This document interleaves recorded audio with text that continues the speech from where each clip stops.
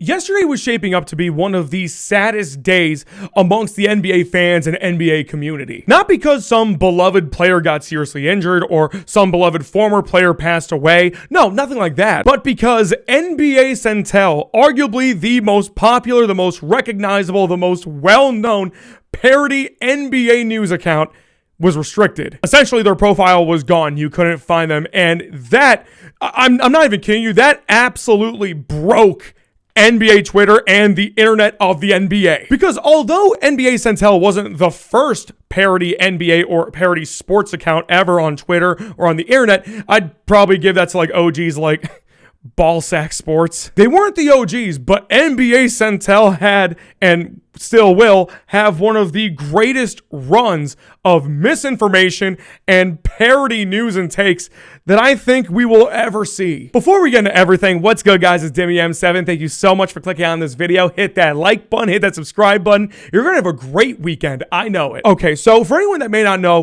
what NBACentel is, I'll explain it pretty briefly. Basically, on Twitter, there is a very well-known NBA news, NBA information account called NBA Central. The account is very well beloved and very well respected by NBA fans everywhere, has 1.8 million followers on Twitter because it's a go-to account for news and stats and anything that you want to know or anything that's important with the NBA going on. So essentially what somebody did was they took NBA Central, took out the R, had the same logo, I think, for a little bit, and called themselves NBACentel, where they would give out fake news, fake information, and a bunch of funny, weird parody stuff about the NBA. And because that one letter was missing, because that one R was missing, I can't tell you how many times people have been tricked by NBACentel for taking it as real news. Be completely honest. I mean, I know I've fallen for it multiple times. If you try to tell people that you've never fallen for Centel's tweets,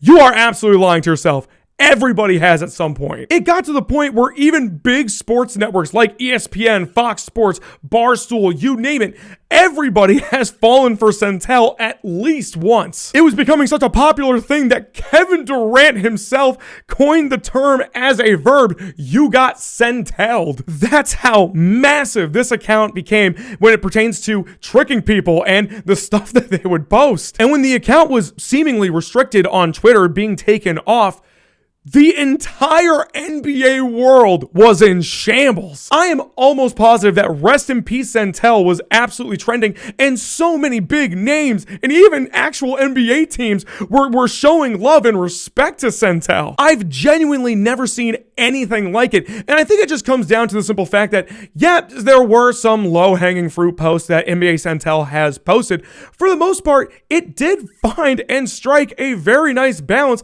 between humor and a little bit more on the edgier side of things. There weren't too many posts where, they actually went too far or they took things personally with NBA players or anything like that. They just kind of straddled the line a little bit. And no matter what anyone wants to say, it was entertaining as hell. The account announced that they are back today, so Centel was dead for like not even 24 hours. But to see how much this parody account actually meant to so many people in the business, out of the business, professional players, professional teams, to see how much this account meant to them in terms of, being on the online space, it's one of the craziest things I've ever seen. Like I mentioned earlier, there are other parody accounts about the NBA and other different sports out there, but none of them are quite like NBACentel. Not even close. And also, I know that not everybody is a fan of Centel and the stuff that they've posted. And I totally get it. Like, not everyone wants to be like tricked into thinking one thing when really it's not real at all. But the way that I see it, Centel is just a person or a group of people that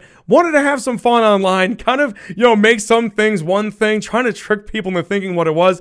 And I have to give them props for how far they've come. I have to give them all the respect in the world for not only tricking professionals in the business on big sports networks and all that kind of stuff, but continuing to do so. If anything, how big and massive Centel had become is kind of a good thing for sports journalism or journalism in general, because it now makes people second and even triple check what they're reading and making sure that it's coming from a reliable source. Hell, it's literally because of NBACentel that anytime I read something on Twitter or online just in general, I always make sure it's coming from someone verified or a reliable source that isn't a parody account. As much as some of you maybe want to disrespect them, you also have to give them a lot of props for that. So yeah, it's really cool to see Centel back. It's really cool to see how many people truly cared about them and the account.